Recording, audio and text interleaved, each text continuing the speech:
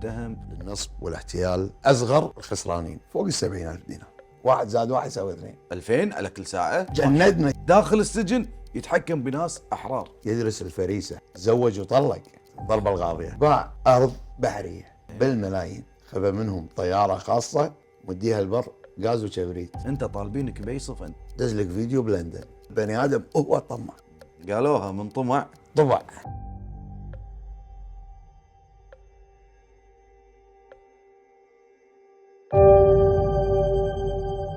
كل قضية وراءها قصة، ووراء كل قصة أسرار لم تروى بعد. في عالم القضايا هناك متهمون يدافعون عن أنفسهم، ومجني عليهم يبحثون عن العدالة والقصاص، وشهود يحملون جزء من الحقيقة بين شفتيهم. تابعونا في برنامج القضية 360 مع المحامي مشاري الفليحان.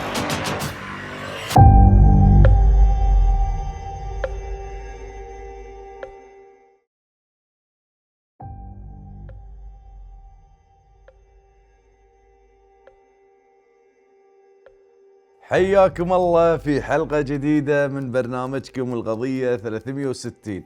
في هذا البرنامج دائما نسلط الضوء على القضايا المهمة والخطيرة واللي تمس كل بيت. معانا في كل حلقة ممكن يكون متهم أو شاهد أو مجني عليه في قضية.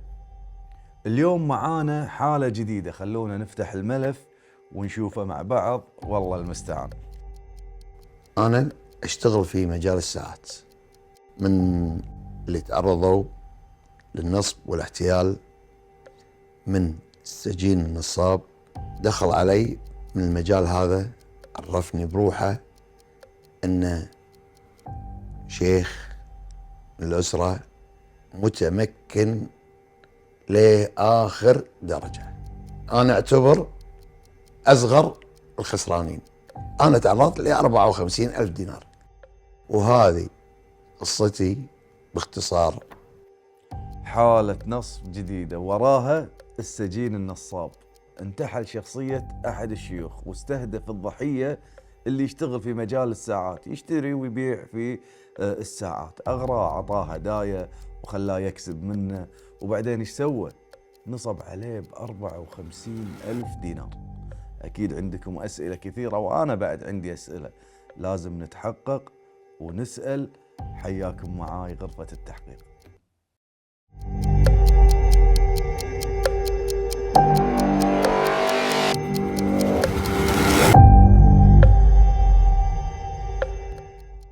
نرحب فيك ويانا في برنامج القضية 360. موضوعك سمعناه باختصار. أنت مو متهم ولا شاهد، أنت مجني عليك في هذه القضية. تجرؤ أنك تطلع وجهك؟ نعم. هذه كاميرتك ونبلش وياك بالموضوع. قول لنا شو اللي صار معاك وقضية النصب هذه اللي صارت عليك وخسرت 54,000 دينار. اللي صار يا طويل العمر انه دق علي واحد من رقم يخرع. شلون بس؟ يعني يخرع، يعني رقم يعني قيمته السوقية فوق 70,000 دينار. رقم التليفون؟ رقم التليفون. يعني أرقام متشابهة؟ رقم وبعدين رقم واحد. رقم واحد. إيه. عرفت؟ عرفني بنفسه، قال لي أنا فلان الفلاني، شيخ سفير شيخ شغله أبو صباح. خذاني كمعرفة. أول شيء شغلكم قاعد أتابعه أنا ناحية المزادات، قاعد تشترون ساعات ثقيلة. إيه. أنت تاجر ولا صاحب؟ أنا مضارب. مضارب. إيه، يعني آخذ من هني، إيه. شيل من هني، شيل من هني، تشتري وتبيع. تشتري وبيع. إيه، يعني هذه شغلتك من زمان ولا دشيت السوق وقت فترة الطفرة وزاد؟ لا لا لا, لا الموضوعنا هذا قبل الطفرة ترى. قال أنا متابعك قاعد تشتري ساعات وهذا الله يرزيك وهذا. أنا اشتغل مكان معين، احنا يهمنا ان نشتري ساعات تكون جديدة عشان توزيع الهدايا. انا اشتغل مع اللي كان مسؤول على هالشغلة، معروف ان هذا اداره المشتريات. اي للمكان للمكان المهم اللي إيه، قال لك اللي قال لي اياه. يهمنا الشغل هذا تدخلوا لنا وفي ايدك إيه؟ بالفائده هذا. لا احنا مرات الوكيل ما يوفر لنا. تدري انت صعبه مثلا نقول الرولكس ولا البتك ولا هذا. نعم. مو كل وقت تلقاها بالبوتيك. يعني تدري تحط احنا من الناس تحط اسامينا يمكن بعد 10 سنين إيه يمكن بس يدق. مكان مثل هذا مهم يعني اتوقع باي مكان اي وقت يوفرون له. هو يبيه بالوقت الحالي. يعني يمكن مو متوفره. قال لي يمكن ما تتوفر عندي بالوقت الحالي. نعم. ما عندنا يعني مثل ما تقول يعني مو مسوين المخزون ايه عشان اليوم هذا او انه يعني تدري انت يمكن وفدي فجأة. تدري ليش يعني اللي طمني باكثر بزيادة عليه لانه صدق بهالمكان ظاهر عنده نظام الهكر، نظام شغله تلفون، لانه كان يدق علي من الجهه نفسها اللي هي رقم تليفون الجهه نفسها يطلع لي الرقم مثل ما تقول ودق ويطلع بداله يقول لي المكان الفلاني ما لانه مو معطيني الرقم الداخلي. إيه. فما اقدر توصل. فادق عليه بالجهازه يرد علي انا والله كنت لاهي باجتماع ما اجتماع والسوالف هذه. نعم. شوي يعني طرش لي واحد قال لي ابي ساعه الحين ضروري الحين تبشر. قلت له عن كم؟ انا ارجع اقول بني ادم هو طمع.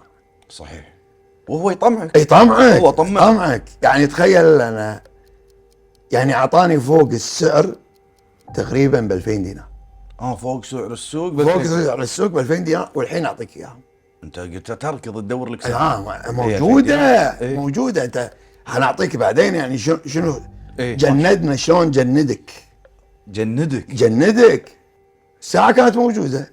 يالي اذكر الديوانيه مو هو اللي يالي طبعا عنده مناديب يعني مندوب كويتي. مندوب كويتي ومغتر. فهذا يعطيك ايحاء انه صدق هذا من هناك. نعم. لا يتكلم ولا شيء. ما يكلمك. إيه؟ دق عليك طرشني طويل العمر. زين. وين الشغله؟ اللي هي الساعه. ايه تفضل. رديت اعطيته الساعه وقعدت بالديوان. الربع يقولوا لي فلوس. وين فلوسك؟ إيه؟ قلت لا يا معود فلان الفلاني هذا زين. يعني ورقمه هذا. تحرص يا ولد. قلت ان شاء الله ماكو امانه. يعني كان عنده الايبان حولهم. ايش كثر طول على ما حول لك المبلغ؟ ما في ابو ساعتين. زين اسم الشخص اللي حول لك؟ صدق هذا اللي احنا ما ندقق فيها. انت ما دققت؟ انا ما دققت. انت تبي فلوسك بعد. إيه ربعك بالديوانيه هذا انعاش خذ ساعتك ها؟ كم كان سعرها؟ 10,000. 10,000. 10,000 طلع هذا وراها بساعتين حول لك إيه؟ ال 10,000 دشيت بحسابك. دشيت بحسابك. زين ممتاز. عاد الحين قام يسولف يعني شويه وهذا مش. الحين نبي ساعه ثانيه. متى نفس الوقت؟ لا عقب 3-4 ايام. ورا 3 ايام دق عليك قال لك ترى نبي ساعه ثانيه. ساعه ثانيه الساعه الفلانيه كذي. هو ملاحظها بالمزاد الفلاني. ابو عبد الله دوس لي كذي ولك كذي. دوس لمبلغ كذي. دوس يعني قصده اشتري الساعه هذه. اشترها له بسعر كذي وانا اعطيك فائدتك بهذه كذي. ممتاز. يعني مثلا اشترها ب7.5 لك 9.5. 9.5 2000 على كل ساعه. اي اشتري. اقول لك الحين المصدر من وين؟ شلون اقنعك بالكلام هذا؟ يعني انت المفروض ما تسوي الشغله هذه. انت الحين لما قلت لك صارت السالفه الاولى سلمك. ايه. والحين نجربه بالثانيه. الثانيه الحين شنو قالوا يا ربع؟ تحرص. قلت شلون تحرص؟ ايه. اقول خذ احتياطاتك. زين. ابو فلان ما يخالف انا بسلم الساعه بس هي لي المحل محل صديق يعني. ايه. اسوي له اذن استلام. إيه. فاتوره. ايه. قال لي تم ما عندك اي مشكله. يالي المندوب قعدته بالمحل بطاقتك سجلنا هذا طال الساعه راح. ممتاز. عقب ساعتين تم التسليم. الفلوس شلون دفعها لك؟ هم تحويل. خلصنا الحين هذه الساعتين يعني كان يقول نبي ساعات الثقيله الحين. يبي لنا من نوع ساعات. اعطاك نوع معين اللي هي ديتونا باندا. يبي 4 ساعات. 4 ساعات. كم كان سعر الساعه الواحده؟ ذاك الوقت ابو راشد يمكن 7,400. 7,400. 7.5 اليدت. ايه. نفس الموديل السنه. ممتاز. قال لك ابي 4 حبات. 4 حبات. زين. كم يشتريها منك؟ 10. هذا ما شاء الله على طول 2000 ونص ايه جاهزه. ما في. ايه هذه الصفقه. احنا شنو صرنا؟ ايه الحين 10000. انت ما قاعد تشوف شيء. أنا ما أشوف. انت عيونك على 10000. ايه ما اشوف. إيه. تنزل الساعه السوام الاول ابو عبد الله 8000 ايه اساس لا حد يجي وراي ولا حد هذا. ايه اساس ترفع سعرها ما حد يقدر يشتريها بالسعر هذا.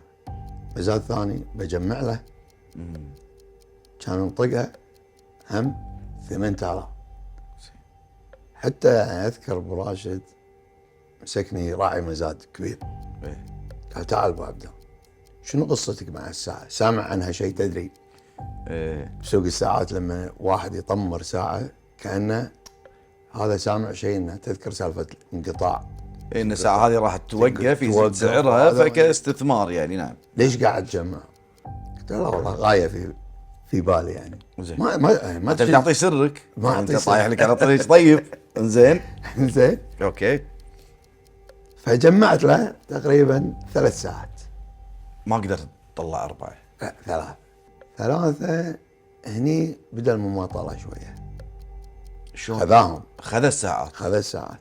ايه هذول 3 ساعات كل واحده ب8. ايه احنا عندنا ب6 صارت مماطله شوي مماطله دفع المبلغ كامل. كان إيه كل ساعه ب10 انت بايعها. بايع. يعني 30,000 دينار يا دفع لك اياهم. إيه تحويل. دفع حول. بس دفع على دفعات. هني ابو راشد إيه اقول من اللي قاعد يدفع؟ خلينا ندقق من اللي قاعد يدفع لنا. صح. اكتشف فلان مشكله ما اعرفهم بالسوق انزين. مو هذا السوق. انزين. بعدين عرفت هذا منو هذا منو هذا منو. شخصيات معروفه. مو معروفه وايد. انزين وبعدين الحين فلوسك دفع لك اياها. دفع لي اياهم من ناس اكثر من شخص. انت الحين خلاص. ايه ضمنت ضمنت فلوسك فلوسك. وارباحك. إيه. طقيت لك 6000 دينار مرتاح. زين. مرتاح. هنا عاد الحين الطقه اللي يسمونها الغاضيه. قال لي لا الحين نبي 5 ساعات. من نفس النوع. لا ابي بيتك فيلب، ابي ديتونه سوداء، ابي سب مارين، ابي اللي هي باتمان. اوكي. 5 ماني ذاكرها. ال5 ساعات توفرين ممتاز. منهم بيتك ذهب، منهم هذا، منهم يعني كذي. قيمتهم كم يعني بحدود؟ يعني ذاك الوقت ال5 تقريبا 54,000 الناهيه على قولتهم الضربه الغاضيه. بس زين انت 54 قيمتهم السوقيه. قيمتهم مع الفائده. مع الفائده مع 54,000. 54. كم شاري تذكر ولا ما تذكر؟ والله يمكن بالاربعينات. بال40 يعني حاط لك فائده 14,000. لا مو 14 ماني 14 تقريبا 6 7 كذي. 6 أو 7. لان الحين قمنا نراعي. ايه تسوي له خصومات يعني ها. انزين ماشي. تناطر الساعتين تمر. ساعتين الوقت. ايه لا ساعتين. لا قال لي هذه شويه ايه مطوله لان الشيك من الديوان المكان اللي يعمل اللي يعمل فيه. اليوم هذا نعم.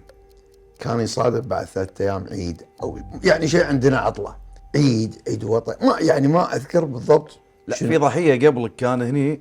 زين ومتزامن نفس الوقت اللي انت قاعد تقوله. انزين قال لنا كان عيد الاضحى.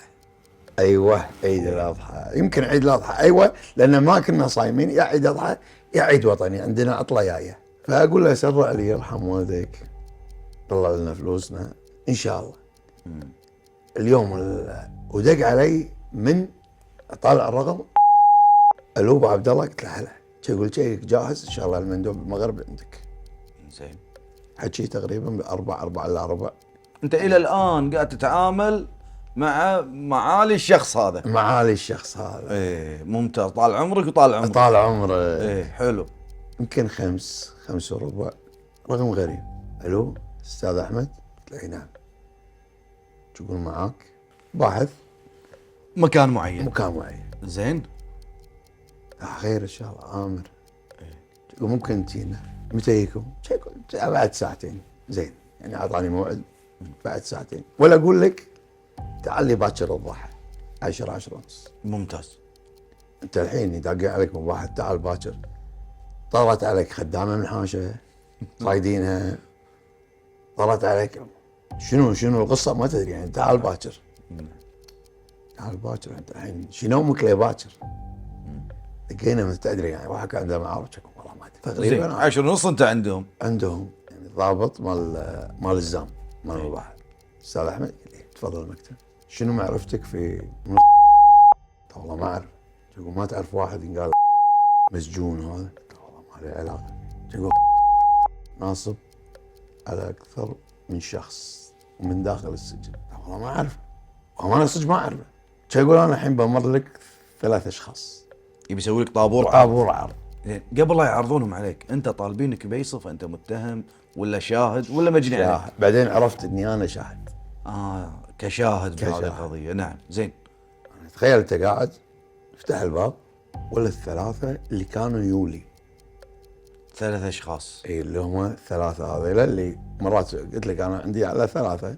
ايه انت قلت لنا شخص واحد اسمر كان هيك يلبس غتره وعقال. صح. إيه؟ هذا وياي واحد مره.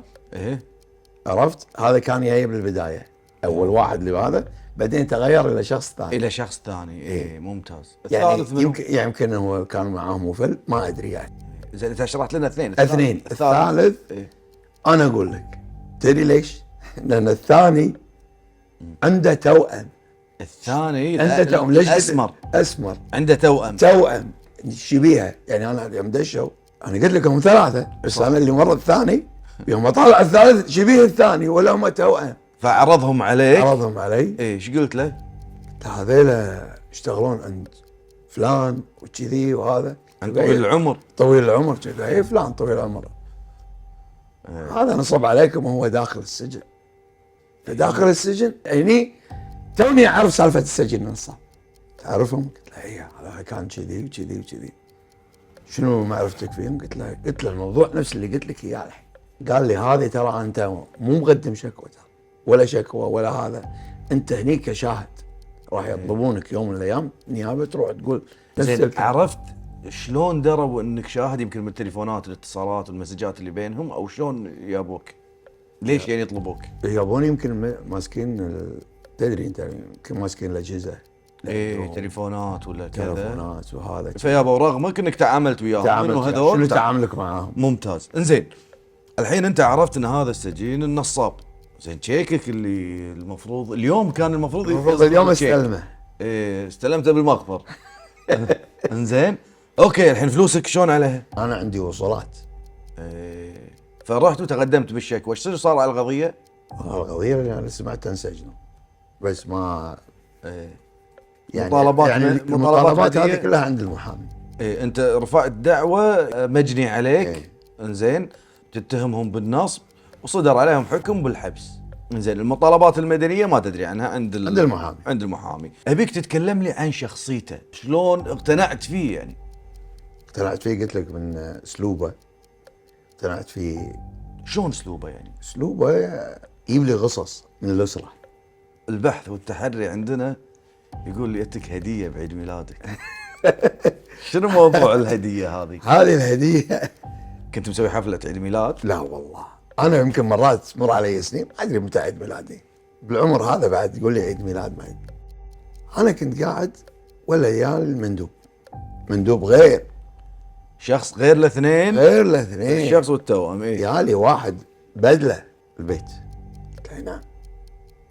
ولا تشيز جايب لي ساعه اوبلو كلاسيك فيوجن انا افتكر الموديل مع كرت. إيه؟ كل سنه وانت طيب عيد ميلادك. عشان يعرف يوم عيد ميلادك شاف بطاقتك المدنيه. انا ما اعطيته اي بيانات بطاقه مدنيه. انت البيع كله بالشركه. ايه فما ما عنده شيء. كان يدرس الشخصيه طبعا يعني مثل ما تقول يدرس الفريسه.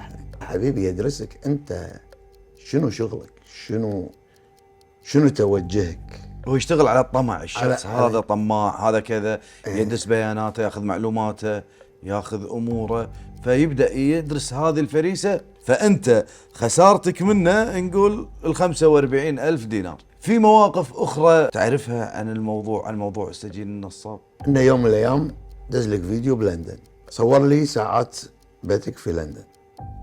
يبين لك انه هو بلندن وهذا الصوت شلون ولا بدون صوت؟ صوت عادي نفس الصوت.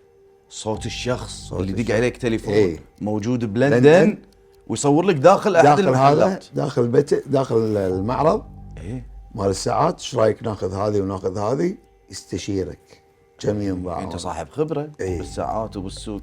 يعني هم شيء ثاني، ايه طلبت مره بيستراب حق بيتك، ربل الربل اللي يركب إيه. مال الساعه مال الساعه، ربل سير ربل، يروح الشركه واخذه. ما في كان وقت، شوف خلاص ما شريك، الكويت كلها ما في، منين تجيب لي؟ زين يعني شغله نادره هذه إيه يعني. تحصلها. يعني منو بيعطونه؟ صح.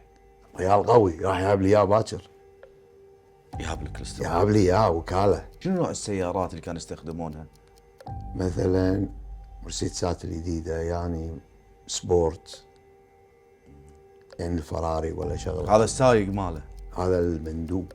زين انت شنو كنت تفكر؟ شنو كنت يعني عبالك انه خلاص وصلت افضل مكان وراح كل يومين ثلاثه 6000 7000 دينار ها؟ أيوة. هني يطمعك خلاك ما هي تفكر. الاستثمار السريع. شلون شخص داخل السجن يتحكم بناس احرار احرار شباب، وشباب. شباب يقول له ايش رايك بسياره، ايش رايك بفلوس يوميه. انا اكتشفت انه مو قصه حبا بالفلوس، ينصب عليك وينصب عليك، زين. غايته لعبته، يعني قاعد يتسلى، لعبتي كذي، يستمتع. استمتع. مو انه يعني كل الحين في بال العالم نصب وايد فلوس، بس انا راهنك انه ماكو فلوس مغشوشه، بيقعد له 5 6 سنين بيطلع عنده غله، صح؟ انا اقول لك مو مستمتع، ماكو شيء، صارفهم، زين. يعني طريقته العب، إيه. استانس بلعبتي هذه.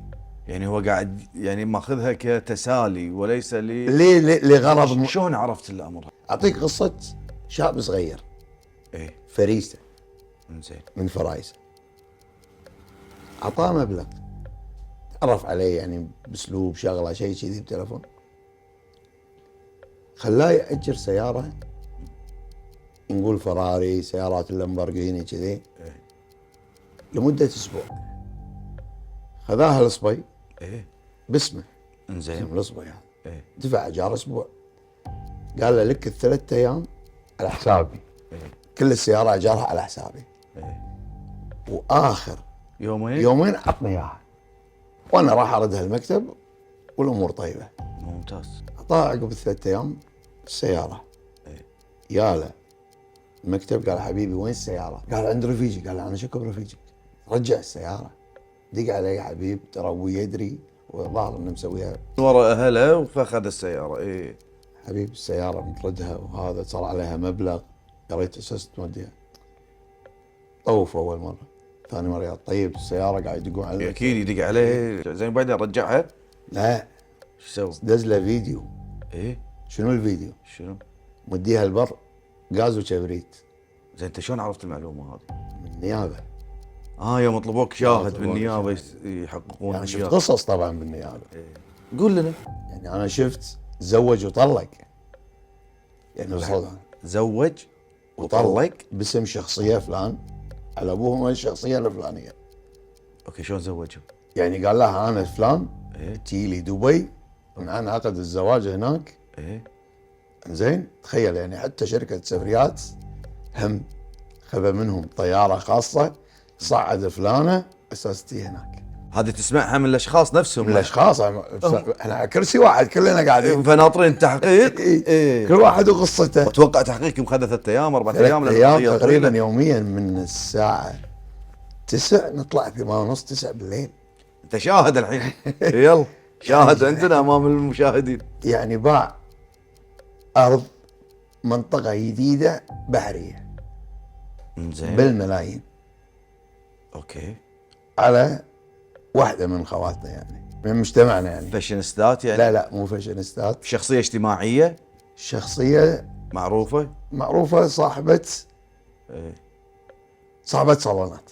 بعد هذول كلهم سمعت منهم وانت قاعد وياهم على الكرسي. قاعد بالكرسي هذا. إيه. واحد داش على التحقيق. شنو استفدت من هذه القصه اللي صارت لك؟ يعني شو اللي خلاك اول شيء، شو اللي خلاك تدش فيها؟ هل هو الطمع؟ يعني طمع، واحنا مضاربين يا ابو راشد. إيه. لما يجيك واحد يقول لك اشتري ب8 يعطيك ب10، وصارت يعني ودفع لي. يعني ياك مرة. سوقكم يعتمد على الثقه. عقب سجين نصاب لا حبيبي، 1 زائد 1 يساوي 2. ادفع اخذ. اخذ فاخذ، نروح نفحص، اخذ ساعتك، انا افحص، ادفع فلوسك بس. الورقه والقلم هي تضمن اللي حقك. تحميك اذا تداين وتحمي الطرف الثاني. صحيح. ما يكلفك اخذ الساعه وروح، لا مو خذ الساعه وروح، ورقه وقلم. يعني احنا عندنا ابو راشد بسوقنا يعني الخاصه، عندنا ناس تشتري متامل على بيعه. انا اقول لهم لا تسوون الطريقه هذه، يمكن اللي بايعها ترجع. انزين شنو تقول حق الناس اللي تعرضوا للنصب؟ يعني شلون يحمون نفسهم؟ اوجه لهم كلمه: احرص، لا تنغر برقم، لا تنغر باسم، لا تنغر بكلام معسول، تحرص. والطمع. والطمع هذا وخره شويه، كل بني ادم طمع. قالوها من طمع. طمع يعني مو الجشاعه، الطمع. انت طماع، ابي اكسب اكثر، ابي المربح الاكثر، ابي اداور اكثر، ابي اسرع اكثر. صحيح. انزين في نهايه حلقتنا عندك شيء حاب تقوله، كلمه اخيره، امر يعني نسيته تبي تقوله او لا شيء؟ والله الحمد لله، بس انا اقول تحرصوا، والورقه والقلم نعم. هو الضمان لك، للشاري والبايع. الحرص واجب. صحيح. عساك على القوه، ما قصرت استاذي. ومشكور أما انك تواجدت ويانا، وحياك الله ويا يسلمك. مرحبا الله يا يسلمك. ابو عبد الله. الله يخليك.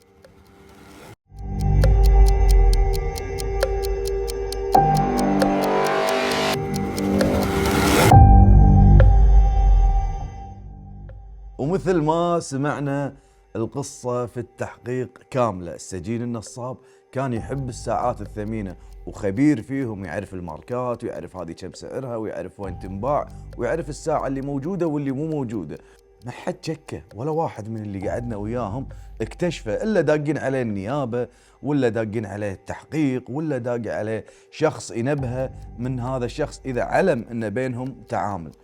وبعدين بالضحية هذه ترى كان في شيء غريب، يقول دق علي من بدالة مكان رسمي، يعني من رقم أرضي. وسؤالنا اليوم لكم: ما هي عقوبة النصب والاحتيال في القانون ببلدك؟ أنت من أي دولة؟ اكتب لنا بدولتك شنو يعاقبون على جريمة النصب والاحتيال. والسؤال الثاني: شنو عقوبة انتحال الصفة؟ والسؤال الثالث: هل اللي سمعتوه اليوم بالتحقيق يشكل جريمة غسيل أموال؟ وإلى اللقاء في حلقات قادمة بإذن الله.